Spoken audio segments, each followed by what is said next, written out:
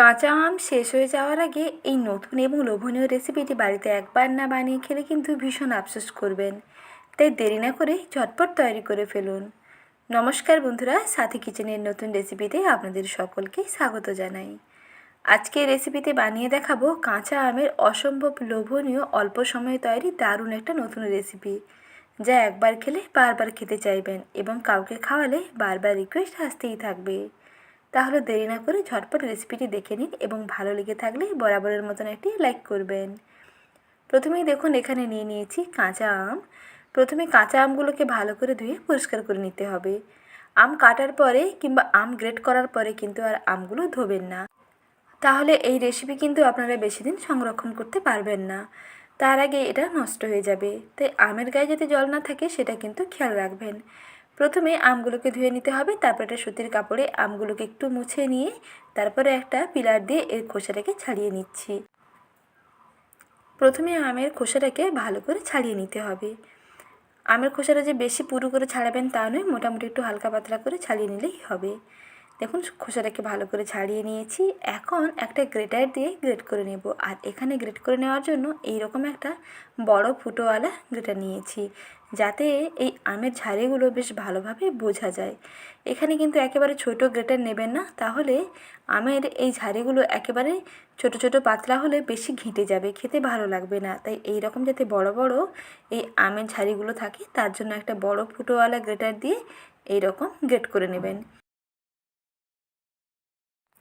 এইভাবে আমটা গ্রেট করলে দেখুন আমের ঝাড়িগুলো কত সুন্দরভাবে বোঝা যাচ্ছে।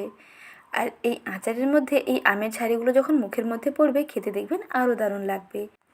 আমটাকে গ্রেট করে নিয়েছি, এর যে আঁটিটাকে বাদ দিয়ে দিচ্ছি। আঁটিটা বাদ দিয়ে বাদবাকি আমগুলোকে এইরকম সুন্দর করে গ্রেট করে নিতে হবে। একইভাবে আমি আরও কিছু আমকে গ্রেট করে নিচ্ছি। এখন এই গ্রেট করে নেওয়া আমগুলোকে একটা কড়াইতে নিয়ে নিচ্ছি। প্রথমে যেই কড়াইতে রান্না করবেন সেই কড়াইতে আমের গ্রেটগুলোকে নিয়ে নেবেন। তার মধ্যে মিশিয়ে নিচ্ছি চিনি। আমি এখানে এই বাটি মাপ করে এক বাটি গ্রেট করে নেওয়া আম নিয়েছিলাম, সেই ক্ষেত্রে আমি এই বাটির অর্ধেক অর্থাৎ হাফ বাটি দিচ্ছি চিনি। এখন আমের সঙ্গে চিনিগুলোকে ভালো করে মিশিয়ে নিচ্ছি। এখানে কিন্তু আর কোনো রকম জল অ্যাড করবেন না। শুধু এই গ্রেট করে নেওয়া আমগুলোর সঙ্গে চিনি ভালো করে মিশিয়ে নিলেই কিছুক্ষণ পরেই দেখবেন চিনিটা বেশ ভালোভাবে একটা শিরায় পরিণত হয়ে যাবে এবং আমগুলোও দেখবেন আগে থেকে নরম হয়ে যাবে। তার জন্য ঘন্টা খানেক মতো একটু ঢাকা দিয়ে ঢেকে রেখে দিতে হবে, যাতে চিনিটা ভালোভাবে গলে যায় এবং আমগুলো নরম হয়ে যায়, আমের মধ্যে চিনি শিরাটা ভালোভাবে ঢুকে যায়। তার জন্য 1 ঘন্টা মতো ঢাকা দিয়ে ঢেকে রেখে দিচ্ছি।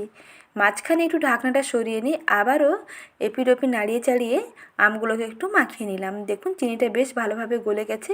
আরও একটু যদি গলতে বাকি আছে, তার জন্য এরকম ওপর নিচে করে ভালো করে মিশিয়ে নিচ্ছি, যাতে ওপরে যে চিনি দানাগুলো থাকবে এগুলো যাতে ভালোভাবে গলে যায়। তার জন্য একটু এইরকম মাখিয়ে নিলাম। এখন মোটামুটি 1 ঘন্টা সময় চলে গেছে। তারপরে দেখুন শিরাটা কত সুন্দরভাবে তৈরি হয়ে গেছে। চিনিগুলো বেশ ভালোভাবে গলে জলে পরিণত হয়ে গেছে এবং আমগুলোও দেখুন কত সুন্দরভাবে নরম হয়ে গেছে। এখন শুধু আচার তৈরি করে নেওয়ার পালা। এখন এই কড়াইটাকে আমি গ্যাস ওভেনের মধ্যে বসিয়ে গ্যাসের চুলাটাকে মাঝারি আঁচে করে দিচ্ছি। কিছুক্ষণ এইরকম ফুটতে থাকবে। এখানে কিন্তু হাই হিটেই রান্না করবেন না, যেহেতু চিনি দেওয়া আছে। চিনি কিন্তু খুব তাড়াতাড়ি নিচে লেগে গিয়ে একটা পোড়া পোড়া গন্ধ চলে আসতে পারে, তাতে আচারটা খেতে একেবারেই ভালো লাগবে না। তাই একটু লো ফ্লেমে রান্না করতে হবে। এখানে আমি একটু স্বাদ মতো লবণ দিয়ে দিলাম। 1 চা চামচে 4 ভাগের 1 ভাগ লবণ দিলেই হবে। লবণ দিয়ে আমগুলোর সঙ্গে ভালো করে মিশিয়ে নিচ্ছি। আর চুলার আঁচটা একেবারে মাঝারি থেকে কমের মধ্যে আছে। মাঝারি থেকে কমের মধ্যে রেখে কিছুক্ষণ এইরকম নাড়তে হবে। নাড়তে নাড়তেই দেখবেন আমগুলো অনেকটা ট্রান্সপারেন্ট হয়ে আসবে এবং চিনির শিরাটাও অনেকটা চিটচিটে হয়ে আসবে। এখানে আমি এর কালারটা যাতে খুব সুন্দর ডার্ক আসে, তার জন্য এর মধ্যে আমি 1 চামচ গুড় অ্যাড করছি। এটা সম্পূর্ণ অপশনাল, না চাইলে অবশ্যই স্কিপ করতে পারেন। তবে গুড় দিলে এর মধ্যে ফ্লেভারটাও যেমন ভালো আসবে, তেমন এর কালারটাও কিন্তু দুর্দান্ত হবে। তার জন্য আমি এখানে 1 চামচ খেজুরের গুড় অ্যাড করলাম। এখন সব কিছুকে ভালো করে রান্না করে নেওয়ার পরেই দেখুন বেশ সুন্দর আমগুলো ট্রান্সপারেন্ট হয়ে গেছে এবং খুব সুন্দর রান্নাও হয়ে গেছে। বেশ ভালোভাবে আমগুলো সেদ্ধ হয়ে গেছে। এখন এর মধ্যে আমি অ্যাড করে নিচ্ছি চিলি ফ্লেক্স। 2 চামচ চিলি ফ্লেক্স দিয়ে দিচ্ছি। আর এই চিলি ফ্লেক্সগুলো আপনারা নিজেরাই বাড়িতে তৈরি করে ফেলতে পারেন। কয়েকটা শুকনো লঙ্কাকে ভালো করে রোদে শুকনো করে নিয়ে তার মধ্যে একটা ব্লেন্ডারে ব্লেন্ড করে নিন, তৈরি হয়ে যাবে চিলি ফ্লেক্স।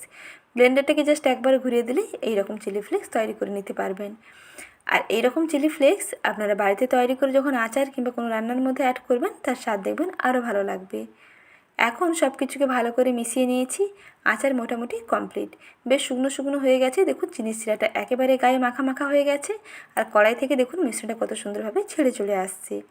এখানে বিনা তেলেই তৈরি হয়ে গেল কাঁচা আমের ঝুরি আচার। এইভাবে বানিয়ে আপনারা 1 মাস পর্যন্ত রেখে খেতে পারবেন। আর যদি এটা 6 মাসের বেশি সংরক্ষণ করে খেতে চান, তাহলে এর মধ্যে 1 টেবিল চামচ ভিনিগার অ্যাড করে দিন। ভিনিগার দিয়ে মিশিয়ে নিলেই এটা দেখবেন 6 মাস পর্যন্ত ভালো থাকবে।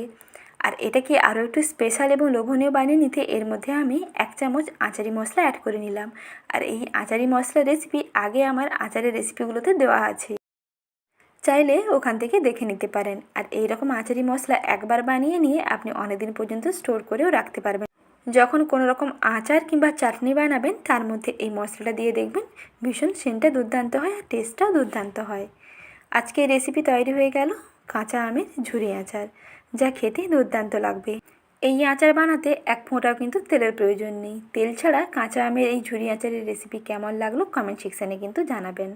আর রেসিপি ভালো লেগে থাকলে বরাবরের মতো লাইক করবেন এবং শেয়ার করতে কিন্তু ভুলবেন না।